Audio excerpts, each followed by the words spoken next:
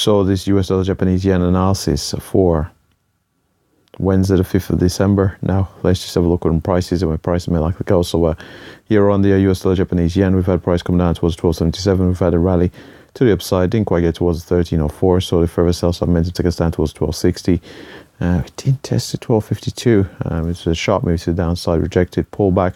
Policy is somewhat higher low. We've had this rally towards the 13.04 at present. We've got to this consolidative move below the 13.04. If we can break and hold 13.04, looking for a move up towards that 13.56. Successful break from which target at 114 here to the upside on the US dollar Japanese yen. If we do continue to reject it, however, if we're not able to break and hold that 13.04, looking for a move back down towards the 12.77. Successful break from which target at 12.52. And if there's quite a bit of volatility here to the downside, we are looking for a move down towards that 12.15 here on the US dollar Japanese yen. What we'll do now is have a look here at the daily charts. Here prices are developing scale on here correct. So on this daily chart of the US dollar Japanese yen, we can see we have our highs, our yearly highs of, well, are they yearly highs?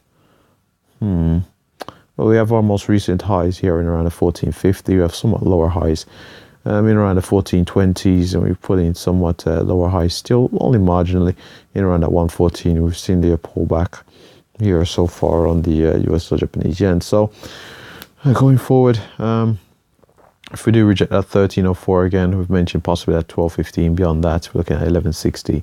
And even if we do have sufficient volatility in the coming weeks beyond even 11.60, looking for a move down towards 111 here on the US dollar Japanese yen. It'll be somewhat counter trend, but more recently, as you can see, we have not made price progression from a daily chart perspective, even though we've only made slightly lower highs. Still somewhat counter to the overall macro trend, which does appear to be to the upside.